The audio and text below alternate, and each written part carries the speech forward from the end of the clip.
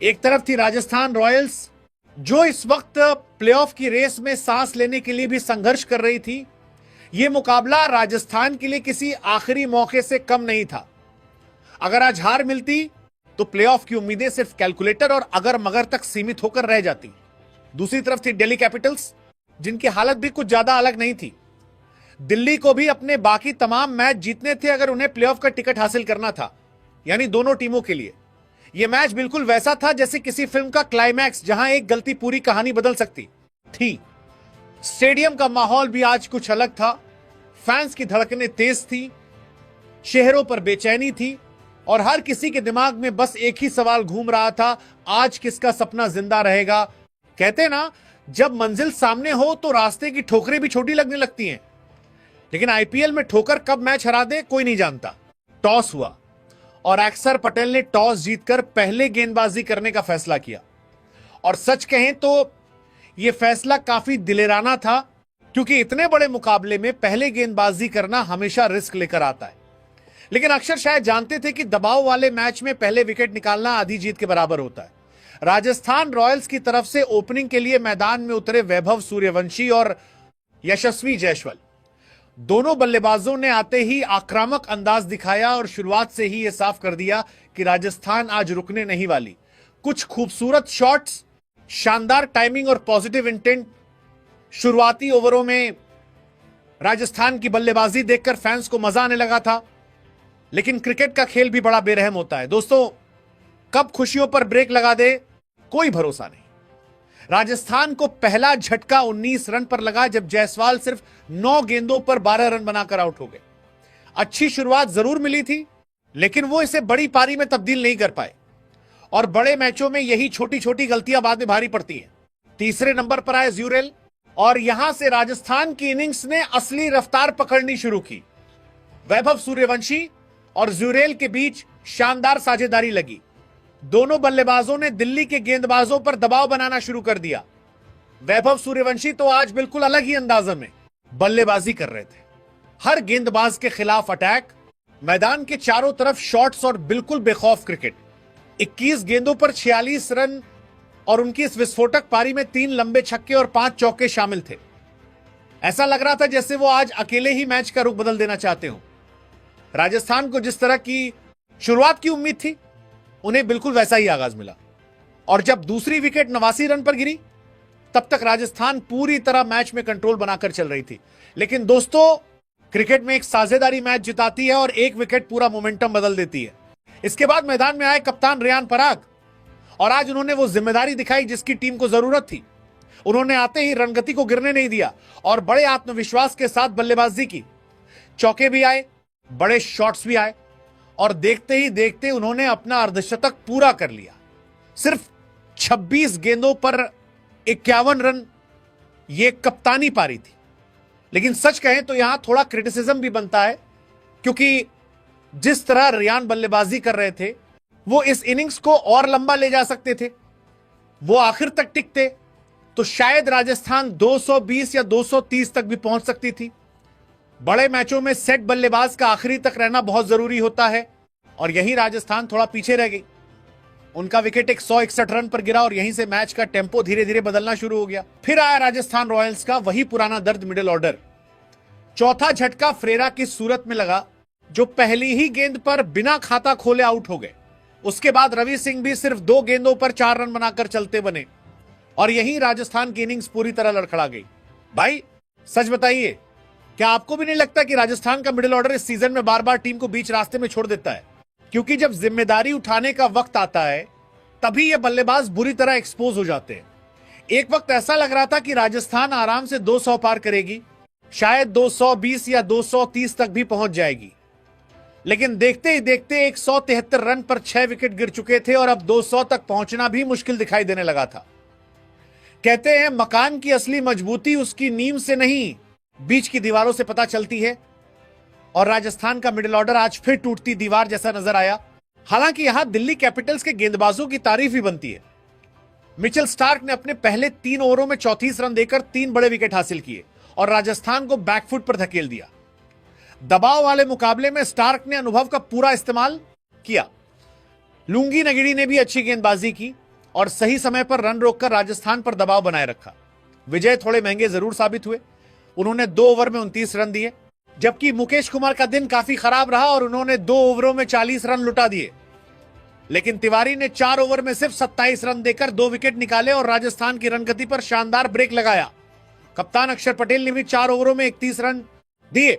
भले ही उन्हें विकेट ना मिला हो, लेकिन उन्होंने बीच के ओवरों में अच्छी कंट्रोल गेंदबाजी करके बल्लेबाजों को खुलकर खेलने का मौका नहीं दिया। और शायद यही वजह रही कि एक वक्त 230 की तरफ बढ़ती राजस्थान रॉयल्स आखिर में लड़खड़ाकर साधारण स्कोर की तरफ जाती दिखाई दी। लास्ट ओवर्स में राजस्थान रॉयल्स को जिस फिनिश की जरूरत थी वो उन्हें बिल्कुल भी नहीं मिल सकी। दासुन शानका से उम्मीद थी कि वो आते ही बड़े शॉट्स लगाएंगे, मैच को एक अलग लेवल पर लेकर जाएंगे, लेकिन 9 गेंदों पर सिर्फ 5 रन बनाकर वो भी संघर्ष करते नजर आए। दूसरी तरफ जोफ्रा आर्चर 2 गेंदों पर 2 रन बनाकर नॉट आउट रहे और यही राजस्थान रॉयल्स की इनिंग्स का वो अंत हुआ जहां एक वक्त लग रहा था कि टीम आराम से 220 या 230 तक जाएगी, लेकिन आखिर में पूरी गाड़ी पटरी से उतरती हुई दिखाई दी। पूरे 20 ओवर खेलने के बाद राजस्थान रॉयल्स सिर्फ 8 विकेट खोकर 193 रन ही बना सकी। और सच कहें तो जिस तरह की आज पिच दिखाई दे रही थी उसके हिसाब से यह स्कोर बिल्कुल भी सुरक्षित नहीं था, क्योंकि दोस्तों आज गेंद बल्ले पर बहुत अच्छे से आ रही थी। छोटी बाउंड्री, तेज आउटफील्ड और दूसरी इनिंग में ओस का फैक्टर भी आने वाला था। ऐसे में 193 रन उतने बड़े नहीं लग रहे थे जितने स्कोरबोर्ड पर दिख रहे थे। और राजस्थान रॉयल्स की सबसे बड़ी गलती यही रही कि उन्होंने जिस शानदार शुरुआत को बनाया था उसे एक खतरनाक फिनिश में तब्दील नहीं किया। भाई, अगर टॉप ऑर्डर इतना अच्छा खेल जाए और उसके बाद भी टीम 200 पार ना कर पाए तो सवाल तो बनते हैं ना। यही वो जगह है जहां राजस्थान का मिडिल ऑर्डर फिर एक्सपोज हो गया। बड़े मैचों में सिर्फ शुरुआत नहीं, आखिरी ओवरों में फिनिश करना भी उतना ही जरूरी होता है।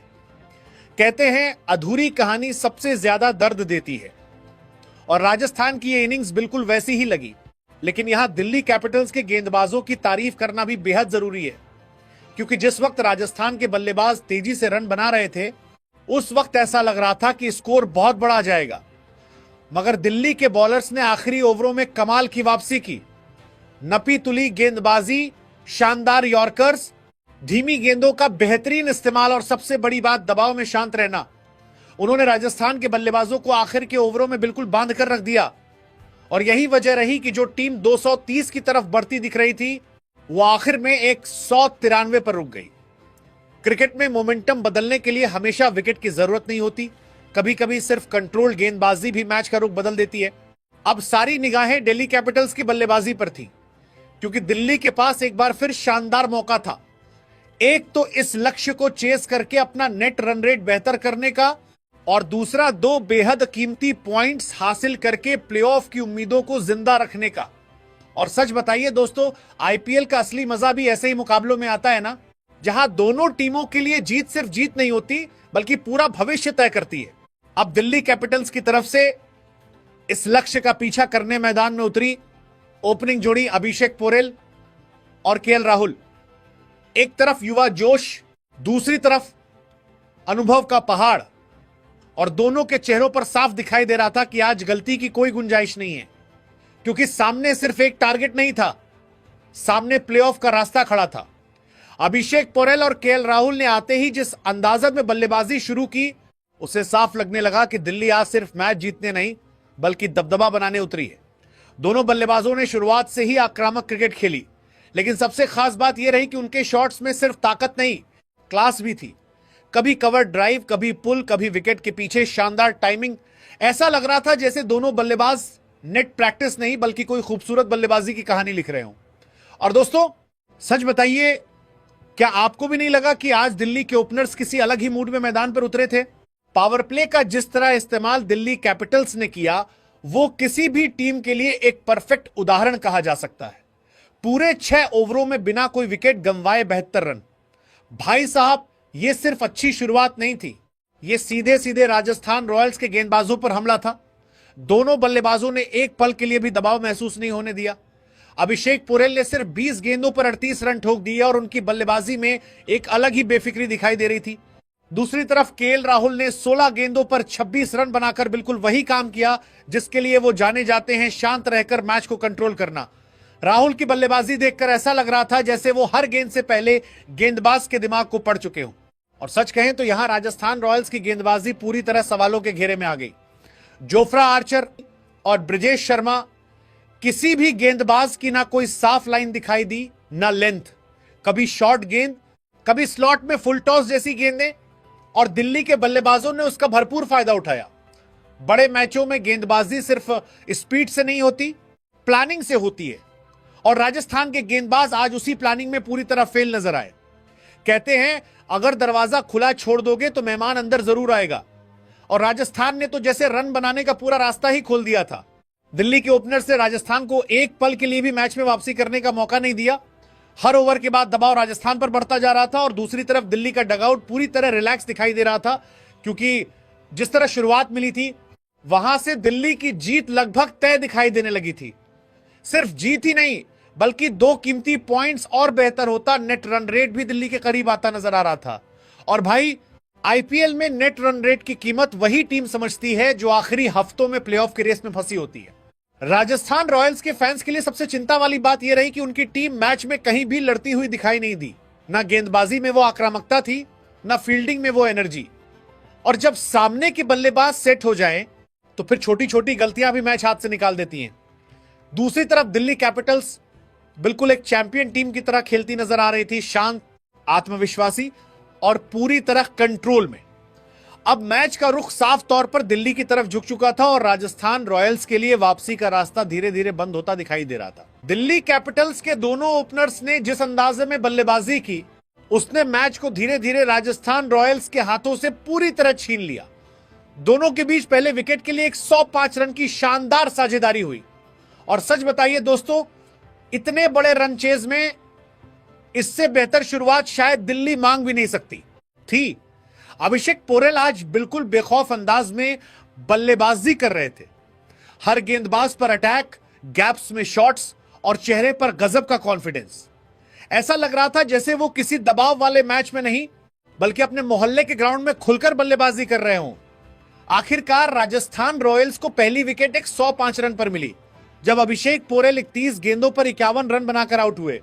लेकिन तब तक वो अपना काम लगभग पूरा कर चुके थे। उन्होंने मैच को दिल्ली के लिए इतना आसान बना दिया था कि अब हारना मुश्किल और जीतना सिर्फ औपचारिकता लगने लगा था। कहते हैं ना, अच्छी शुरुआत आधी जीत के बराबर होती है, और दिल्ली ने आज वही कर दिखाया। दूसरी तरफ केएल राहुल बिल्कुल चट्टान की तरह विकेट पर खड़े थे। राहुल की बल्लेबाजी में आज एक अलग ही सुकून था। ना कोई जल्दबाजी, ना कोई घबराहट, बस हर गेंद को उसके हिसाब से खेलना और धीरे धीरे राजस्थान के हाथों से उम्मीदें छीनते जाना। उन्होंने भी अपना अर्धशतक पूरा किया, और जिस अंदाजे में खेल रहे थे उससे साफ लग रहा था कि आज उनका इरादा सिर्फ रन बनाने का नहीं, बल्कि मैच खत्म करके लौटने का है। और भाई, सच बताइए, जब केएल राहुल इस तरह सेट हो जाएं, तो सामने वाली टीम के फैंस के दिल में डर आना तो बनता है ना, क्योंकि राहुल जब लय में होते हैं तो वो मैच को आखिरी सांस तक अपने कंट्रोल में रखते हैं। इसके बाद तीसरे नंबर पर आए साहिल पारक, और उन्होंने भी राहुल के साथ मिलकर पारी को आगे बढ़ाना शुरू किया। दोनों बल्लेबाजों ने बिना किसी जोखिम के धीरे धीरे स्कोर को लक्ष्य के करीब पहुंचाया। यही समझदारी बड़े मैचों में सबसे ज्यादा जरूरी होती है। हर गेंद पर चौका छक्का मारना ही टीबीएस क्रिकेट नहीं होता। कभी कभी मैच को पढ़ना और दबाव को कंट्रोल करना उससे भी ज्यादा अहम होता है। लेकिन जैसे ही केएल राहुल का विकेट गिरा, एक पल के लिए ऐसा जरूर लगा कि शायद मैच अचानक करवट ले सकता है। स्टेडियम में बैठे राजस्थान रॉयल्स के फैंस की उम्मीदें फिर से जाग उठी, क्योंकि राहुल जिस अंदाज में बल्लेबाजी कर रहे थे, उनके आउट होने के बाद दबाव अचानक दिल्ली कैपिटल्स पर आता दिखाई दिया। ऊपर से लगातार 2 विकेट गिरने के बाद मैच में थोड़ी टेंशन भी पैदा हो गई थी। और दोस्तों, क्रिकेट का यही मजा है, यहां एक विकेट पूरे माहौल को बदल देता है। लेकिन कहते हैं ना, मुश्किल वक्त में असली खिलाड़ी वही होता है जो टीम का हाथ पकड़कर उसे किनारे तक ले जाए। और आज वो काम किया अक्षर पटेल ने। कप्तान अक्षर पटेल मैदान पर आए, और आते ही उन्होंने घबराहट को अपने ऊपर हावी नहीं होने दिया। ना कोई जल्दबाजी, ना कोई बेवजह का बड़ा शॉट, बस समझदारी, जिम्मेदारी और मैच को खत्म करने का इरादा। उन्होंने बिल्कुल कप्तानी पारी खेली और अपनी टीम को मुश्किल हालात से निकालते हुए एक बेहद अहम जीत दिलाई। दिल्ली कैपिटल्स ने इस जीत के साथ सिर्फ 2 कीमती पॉइंट्स ही हासिल नहीं किए, बल्कि प्लेऑफ की अपनी उम्मीदों को भी मजबूती से जिंदा रखा है। अब दिल्ली की टीम फिर से उस रेस में पूरी ताकत के साथ बनी हुई दिखाई दे रही है। दूसरी तरफ राजस्थान रॉयल्स के लिए अब अगर मगर वाली कहानी शुरू हो चुकी है और सच कहें तो लगातार हार के बाद मुश्किलें अब बहुत बढ़ती नजर आ रही हैं।